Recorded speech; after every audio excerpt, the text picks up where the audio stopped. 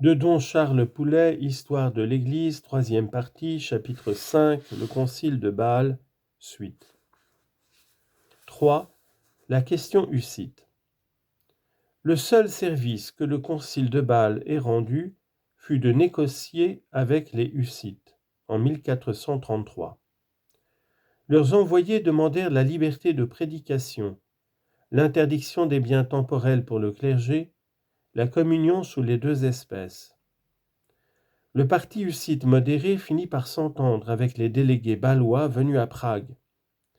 La communion sous les deux espèces fut tolérée pour la Bohême et la Hongrie en 1433. Ces décisions furent scellées à Iglo par l'empereur Sigismond, les envoyés du concile et les plénipotentiaires bâlois. On les appela Compacta d'Iglo en 1436. L'accord accrut la force de l'hussitisme modéré. Au combat de Lipan en 1434, il avait écrasé les Taborites commandés par Procope le Grand. On vit alors en Bohême des catholiques s'appelant les uns calixtins et ultraquistes, les autres subinistes. Mais les compactats ne furent pour beaucoup d'hérétiques qu'une échappatoire. Aussi Pie II finira-t-il par les supprimer en déclarant que le concile de Bâle et Sigismond n'avaient accordé ces concessions que sous la pression des circonstances. Il s'ensuivit une lutte des subinistes et des utraquistes que soutenait Georges Podiebrad, gouverneur du pays. Les prédications de saint Jean Capistran à partir de 1451-1452, enfin l'avènement de Ladislas II en 1472, achèveront de ruiner l'outraquisme. Cependant, il resta des hussites exaltés ou taborites. Ils avaient d'abord compté sur la faveur de l'archevêque de Prague, Koki-Zama, et sur l'appui de Georges Podiebrad, qui leur donna sa seigneurie de Liège, où ils se retirèrent assez nombreux sous le nom de frères de Bohême. Mais le pape les accusait d'hérésie. Podiebrad dut les chasser. Ils se retirèrent dans les forêts et les montagnes.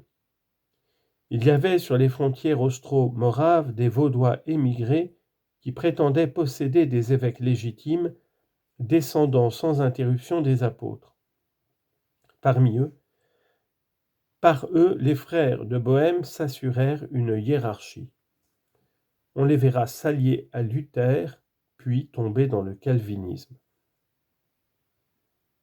Chapitre 6. La papauté et les nations. 1. La pragmatique sanction de Bourges. Au concile de Bâle, la nation française s'était montrée la plus acharnée contre la cour de Rome, moins par tendance schismatique que pour des motifs fiscaux. Ne voulant ni rejeter ni accepter en bloc les décrets du concile, Charles VII convoqua à Bourges une assemblée du clergé à laquelle assistèrent nonces pontificaux et envoyés bâlois le 1er mai 1438. Par un sacrifice obligatoire aux idées régnantes, l'Assemblée reconnut la supériorité des conciles œcuméniques selon la doctrine de Constance. Mais les principales dispositions concernaient la collation des bénéfices, que le pape ne pourra plus s'arroger. Réserves, expectatives, anates sont supprimées. À l'avenir, les évêques et abbés seront élus par les chapitres et convents, comme au Moyen Âge.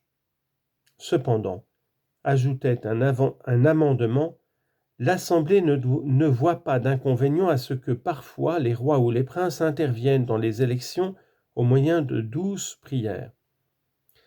Aussi, l'élection prétendue libre dépendra-t-elle le plus souvent de la candidature officielle. Pour faire nommer Jouvenel des Ursins au siège de Reims, Charles VII n'écrira pas moins de 4 fois au chapitre, et il ira jusqu'à confisquer le temporel des évêques qui refuseront de conférer des bénéfices à ces créatures. Pie II pourra bien déclarer en ses commentaires que la pragmatique fait des évêques les esclaves des laïcs. Enfin, vice radical, cette pragmatique sanction de Bourges rédigée contre Rome fut conclue sans elle. On décréta que l'œuvre de Bourges ne serait sous aucun prétexte soumise à l'assentiment du pape. On comprend dès lors qu'une réaction se produisit. La nouvelle assemblée du clergé réunie à Bourges en 1452 soupçonna la légitimité d'un tel acte. Pour l'authentiquer, les légistes exhiberont une prétendue pragmatique de Saint Louis rédigée contre les exactions de la cour romaine, et presque en tout conforme à celle de 1438. En 1461, Louis XI renia la pragmatique, sans doute pour accaparer davantage encore les nominations ecclésiastiques en les soustrayant aux patrons laïcs et au chapitre. En effet, par l'accord de 1472, le pape promettait de tenir compte de la recommandation royale.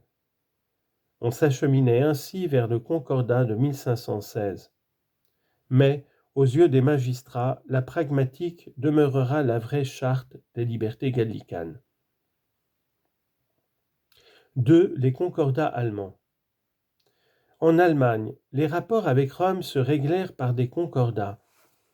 Dans la question bâloise, après s'être déclaré neutre, en mars 1438, l'empereur Albert suivit l'exemple de Charles VII et réunit à Mayence une diète qui adhéra au décret du concile, en mars 1439.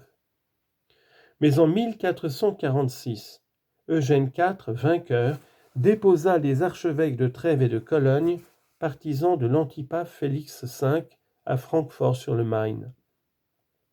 Les princes allemands protestèrent d'abord.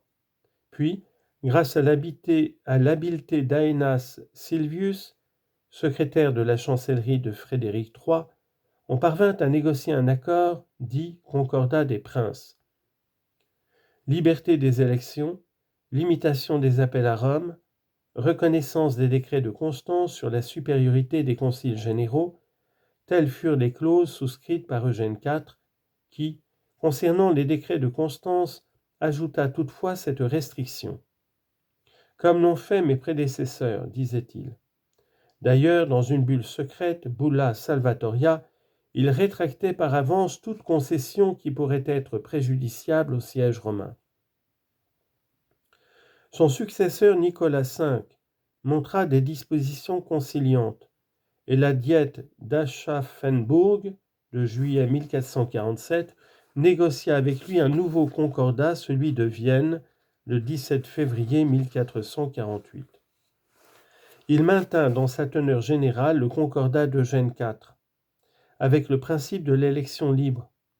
Toutefois, on concédait au pape de nommer directement au bénéfice apud sedem apostolicam vacantia, ainsi qu'au bénéfice ordinaire des églises collégiales et cathédrales s'ils viennent à vaquer dans les mois de nombre impair. En cas d'élection contestable, le pape pourrait d'ailleurs intervenir et imposer un candidat meilleur.